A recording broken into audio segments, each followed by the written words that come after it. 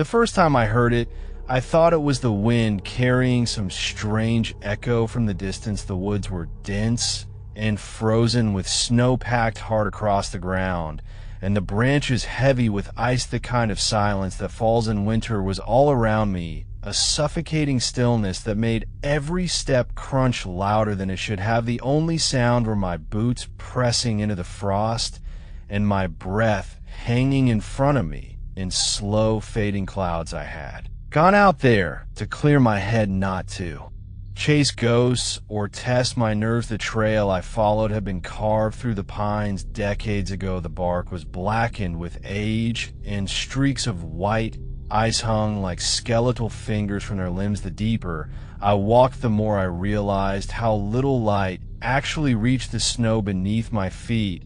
Even though it was early in the day, it felt like dusk. The forest swallowed the sun with an ease that left me unsettled.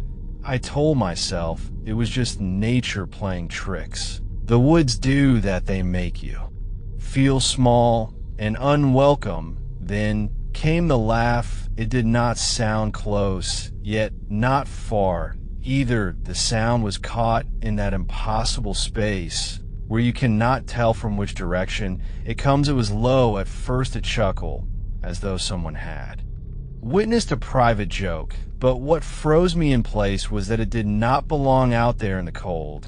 There was no one else for miles, no houses, no cabins, nothing but trees, snow, and silence. I stood still for what felt like forever, listening for the wind, hoping that maybe the sound had been carried from somewhere else. But the air was dead, unmoving. My breath lingered longer than it should have. When it came again, the laugh was sharper and stretched into something higher pitched.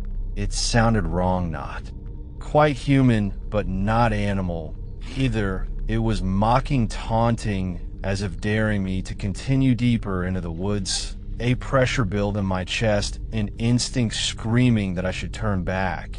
And yet I forced myself to keep moving. My legs felt like stone, but the idea of turning around and walking back through the same silence with the memory of that laugh at my back felt worse. The trail bent toward a clearing I had never noticed before. The snow there seemed untouched and pure, as though no living thing had stepped across it in years. I thought if I entered it, I would see something, someone, perhaps a trick of sound, explain. But the clearing was empty, perfectly still. Not a branch moved, not a crow called overhead, only silence, the kind that feels alive, watching. I stayed at the edge of the clearing because stepping into it felt like crossing a threshold, one I was not meant to pass.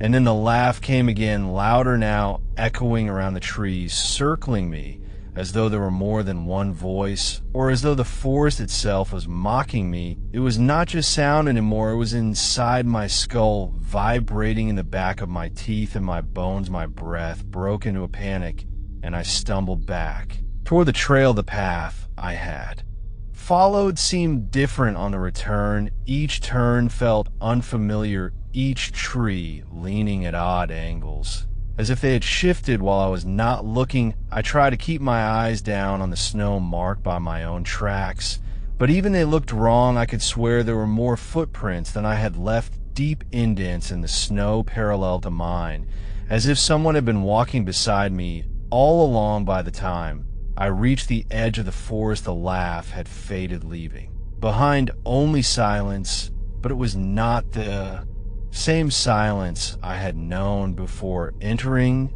It was heavier, oppressive, as though something remained hidden, just out of sight, waiting for the right moment to make itself known. That night, I could not sleep. I left the blinds half open in my room, staring out at the tree line where the frozen woods began. The moon cast a pale glow across the snow, and for a moment I thought I saw movement in the shadows, like a figure watching, standing too still, too deliberate. But when I blinked, it was gone. Only the stretch of trees remained, and yet I could not shake the sense that it was still there, waiting and listening. I told myself it was only imagination fed by fear. Yet just as my eyes began to close, I heard it again, not from the woods this time, But from the walls of my own house, that same laugh muffled, as if carried through the timber. I woke the next morning exhausted, as if I had not slept at all. My dreams were filled with fragments of the laugh, echoing endlessly through black corridors of trees. I told myself it had been nothing more than a nightmare born from nerves. Yet when I looked at my bedroom wall, I swore I saw faint lines of frost, like the cold had seeped through the wood in the exact place where the sound had come from. I tried to push it aside. I busied myself with small tasks around the house, stacking firewood, sweeping the porch, anything to keep my thoughts away from the woods. But every few minutes I would find myself staring out toward the tree line I half expected to see. Someone there standing in the shadows with their breath steaming in the air. The trees looked darker than they should have, as though the winter sun could not pierce through them. And every time I glanced away, I felt the certainty that something was watching. By late afternoon, I told myself I was being irrational. The mind creates shapes out of shadows and sounds out of silence. I thought maybe if I went back out there just once more in daylight, I would see nothing, and I could close the matter in my head. So I wrapped myself in layers and stepped back onto the trail. The snow crunched under my boots in rhythm with my heart. My tracks from the previous day should have been visible, but they were gone, completely buried by a light dusting of snow. And yet when I looked closer, I noticed other tracks, deep, wide, like heavy boots or hooves pressed into the ground. They led deeper into the woods, and I hated how much I wanted to follow them. My body told me to leave, but curiosity gnawed at me, dragging me along the tracks, wound toward that same clearing. But this time the snow was disturbed all across its surface, like something had moved through it in chaotic circles. The air felt colder there, not the natural chill of winter, but a dead cold that clung to my skin and crept into my lungs. I stood at the edge once again, refusing to step inside.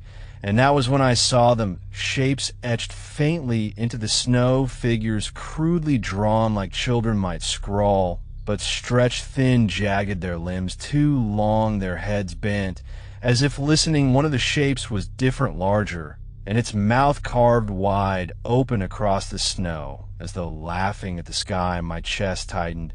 I told myself it was some trick, some vandal leaving strange marks, but deep down, I knew no one else had been here. No one had reason to walk into this frozen silence. The laugh returned sharper, closer. It rang through the clearing, but this time I could pinpoint it above me, not around, but directly above. I looked up, and my breath caught the branches of the nearest pine, bowed heavy with ice, yet something else was tangled in them, a shadow, stretched long and narrow, its outline swaying gently like a body hanging. The face was obscured by branches, but I felt its gaze drop onto me, and the laugh spilled from it, as if it had been holding it back. Just for that moment, I stumbled backward, my boots catching in the snow, and when I looked again, the figure was gone. The branches hung bare, heavy only with ice, as though nothing had ever been there. But the laugh still clung to the air, weaving through the trees, following me as I ran back down the trail. When I finally burst from the woods, the sound stopped, as if cut by a knife. I bent over, gasping for breath, the taste of iron sharp in my mouth. My skin burned with cold, yet sweat dripped down my back. I turned once more to the tree line, and there at the edge, just where the trail vanished into darkness, I thought I saw footprints, fresh, pressed deep into the snow, but pointing outward toward me instead of in that night. The sound returned, louder than before. It crawled from the walls, from the ceiling, as though the house itself was filled with it. And when I pressed my ear to the wall, straining to hear, I swore beneath the laugh I could make out something else, words whispered so faintly I almost convinced myself I had imagined them. But they kept repeating again and again, always the same four words: "Why did you follow? I barely slept that night." Every creak of the house, every groan of the wooden beams seemed to carry the echo of that laugh, sometimes sharp, sometimes drawn out, until it became a rasp like something breathing with broken lungs. I kept telling myself it was the wind against the roof or the old pipes freezing in the walls, but deep down I knew the sound had intention. It wanted me awake.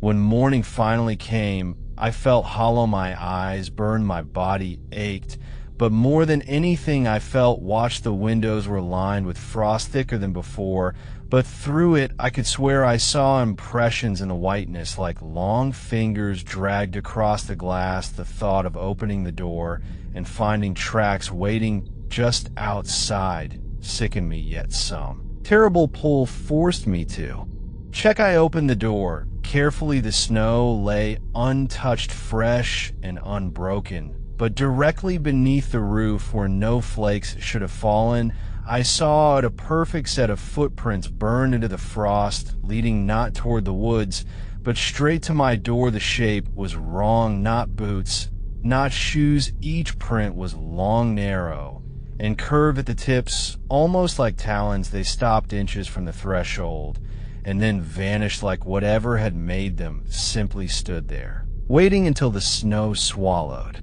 it whole. The rest of the day, I tried not to think about it. I tried reading, chopping more wood, cleaning, anything to keep my mind away. But no matter what I did, the silence pressed in thicker than ever. The woods themselves seemed hushed, like every bird, every living thing had fled. Only at dusk did I realize how complete that silence was, because the laugh returned, piercing through it as though it owned the air. It was outside first, faint, then closer, circling the cabin like a predator pacing around its prey.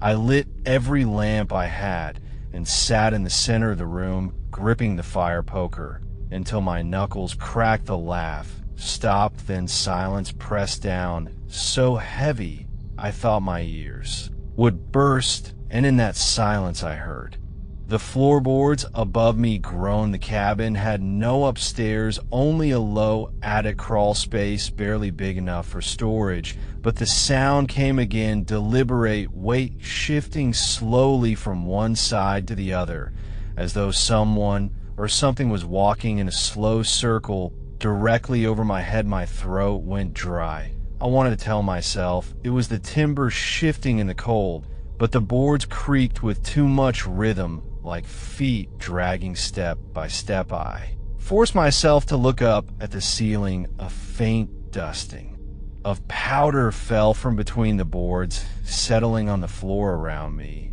Then something else appeared, a dark spot spreading slowly in the wood overhead. The shape elongated, thin, like a footprint pressed down from the other side. I watched, frozen, as another appeared beside it, then another, until a trail of prints marched across the ceiling, circling me just as the laugh circled the cabin outside.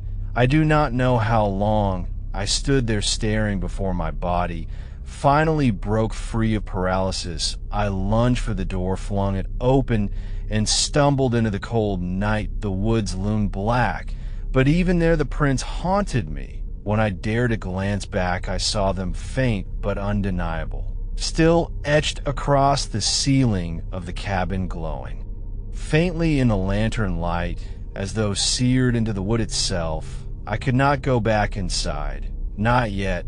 I stayed outside in the freezing air, pacing around the cabin until exhaustion forced me in just before dawn, and when I did, the prints were gone, wiped clean like they had never been there.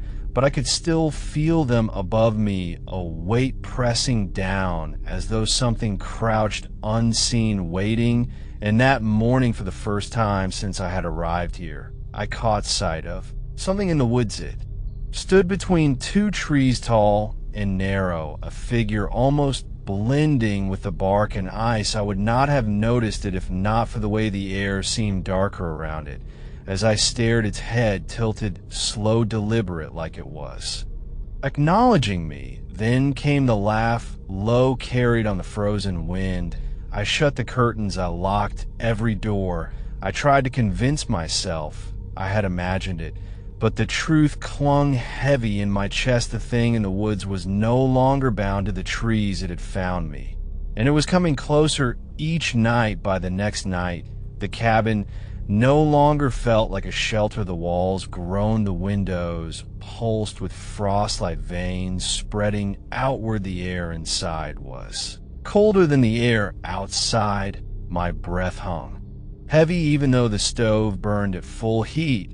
It was as if the thing had seeped into the wood itself, choking the life from the place. I tried to keep the lamps lit, but each one flickered and dimmed. No matter how much oil I poured into them, the fire too seemed reluctant to burn, each log snapping and hissing like the flames were smothered. From within, the shadows grew longer, deeper, until the room seemed larger than it should have been. Every corner stretched away into darkness, and I found myself turning my head, constantly certain I would see someone standing just at the edge of sight. Then came the sound, not the laugh this time, but a slow dragging, a weight moving across the ceiling. The boards above groaned, and I knew without looking that the prince would return. I forced myself to glance upward, and yes, they were there, pressing through the wood in slow, deliberate steps, circling me again. My chest clenched, my heart thudding so loud I was sure it would echo through the cabin. But this time the steps stopped halfway across the ceiling. They pressed down harder, the wood bending under their weight, and then silence, thick and complete. I barely dared breathe when the sound came again. It was not footsteps. It was scratching, long nails dragging across the board from the inside. The dust rained down into my hair, my shoulders, fine splinters falling with it. I backed against the door, gripping the poker so tightly my hands bled from the pressure. The scratching grew louder, frantic, until the ceiling bowed inward, as though something was clawing to break through. I stumbled forward, ready to run, but before I reached the opposite wall, it stopped. Silence again. Then the laugh spilled through the cabin, louder than ever, not from outside, not from above, but from everywhere. All at once it poured from the walls, the floor, even the stove. Flames flickered in rhythm with it. My ears rang, my vision blurred, and I dropped to my knees, trying to cover my head. Like a child hiding from thunder. When the sound finally ebbed, I dared to look up. The ceiling was bare. No marks, no cracks, no sign of what I had seen. But something new had appeared on the far wall. Etched into the frost covering the wood was a shape, a face stretched wide, with hollow eyes, and a mouth carved open in a frozen grin. The frost shimmered faintly, as though breathing, and I could swear that for one moment the grin widened before vanishing into plain ice. That night I did not sleep. I sat in the center of the room, clutching the poker, my eyes fixed on every corner, waiting for movement. My mind played tricks on me. I thought I heard footsteps just outside the windows. I thought I saw a shadow shift against the door frame. I thought I smelled something foul and sweet rotting beneath the scent of pine. But the worst part was the silence between those moments, heavy and suffocating, like it was listening to me, waiting for me to falter when the faint gray of dawn crept through the frosted windows. I thought maybe I had survived another night, but when I stood to move toward the door, my foot caught on something soft. I looked down and froze at the edge of the rug, pressed deep into the wood was a single footprint. It was wet as though freshly melted from ice, and though its shape was long, narrow, and clawed, what sickened me most was that it pointed not toward the door, but deeper into the cabin. I lifted the rug with shaking hands. There were more prints beneath, winding across the floor, circling the room, as though the thing had been pacing around me. While I sat awake, clutching my useless weapon, the trail ended at the far corner, where the wood was darker warped, as though something heavy had stood. There for hours I knew then I could not leave. I should have fled days ago, but the woods themselves would not let me go. The figure was no longer bound to the clearing, no longer content to laugh from the shadows. It had entered the cabin, and it would not stop until I understood what it wanted that night. As I sat waiting for the laugh, I heard something worse, a voice, low, rasping, whispering. Just at the edge of hearing, it called my name over and over like it was testing the sound, rolling it across its tongue and beneath my name. One more phrase, carried soft, almost gentle, come outside. I sat in the cabin with my back to the stove, the heat barely touching me. The voice had stopped, but the words still lingered in my skull. Come outside. I told myself I would not. I told myself that stepping out into the woods would be giving it what it wanted. But even as I repeated that, my body betrayed me. My hands shook, my legs twitched, and my eyes kept dragging to the door, like something inside me was being pulled by invisible strings. The lamps flickered one by one, until only the dull glow of the fire remained. The windows frosted over, completely sealing the cabin in white, and through the frost shapes began to form, pressing from me. Outside, long hands dragging down the glass, leaving streaks of clear lines behind those lines. I could see movement, shadows swaying tall and thin, their heads tilted as if listening. Then the laugh came, but softer than before, low, almost soothing, like a mother rocking a child. That wove itself through the walls, and the fire dimmed in time with it. I clamped my hands over my ears, but the sound came from inside my skull, vibrating my teeth until they ached. I screamed, but even my own voice was drowned beneath the endless rising laugh. I do not remember standing, but I was suddenly at the door, my hand on the latch. The voice whispered again, this time so close it felt like someone's lips brushing against my ear. Come outside. I pulled my hand back, shaking, but the door began to rattle on its own, the latch clicking as though something on the other side was teasing it. I backed away, stumbling into the center of the room, my eyes lifted to the ceiling against my will, and the prints were there again, darker, deeper, seared into the wood. They began to multiply, spreading across every beam as if dozens of feet were pacing overhead.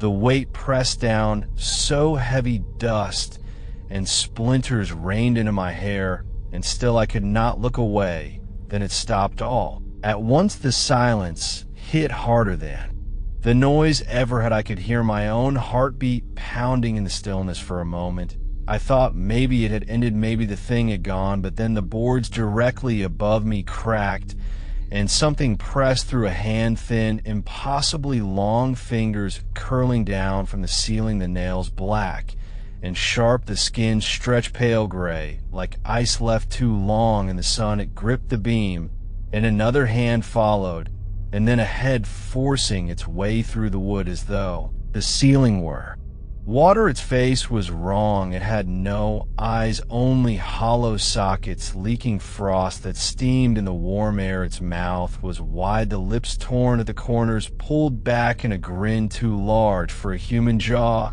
And when it opened that mouth, a laugh that poured out was not sound, but vibration. It shook the cabin, rattling the stove and splitting the walls. I ran for the door, but it swung open before I touched it. The night poured in black and endless, and at the edge of the trees the figure stood, waiting, tall, thin, swaying, its head bent at that same impossible angle. Its outline shimmered as though the cold itself bent around it. I should have fled into the snow. I should have done anything but stand there frozen. Yet I could not move. My body carried me outside step by step until the door closed behind me. The woods swallowed me whole. The snow muffled every sound except the laugh that followed me, threading through the trees, leading me deeper. With every step the clearing was waiting. The same one where I had first heard the ground was torn now.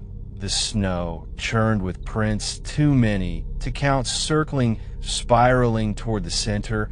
And there in the center stood another figure. It was me, the shape of my body carved from ice, my face twisted in a grin identical to the things above my cabin. The frozen double tilted its head, and the laugh came spilling from its mouth, my own voice mangled, stretched into something monstrous. I dropped to my knees, the cold cutting through me. Until I could not breathe, my double stepped forward, its feet leaving no impression in the snow, and it leaned close, whispering the words I had heard from the walls, from the woods, from the voice in my ear. Why did you follow? I wanted to scream, but the laugh tore from my throat. Instead, not mine, not human, but endless, echoing through the frozen woods until the trees themselves seemed to vibrate with it. And as the sky began to pale with the first gray of dawn, I understood what the laugh was. It was not outside me, not anymore. It was inside, and it would never stop.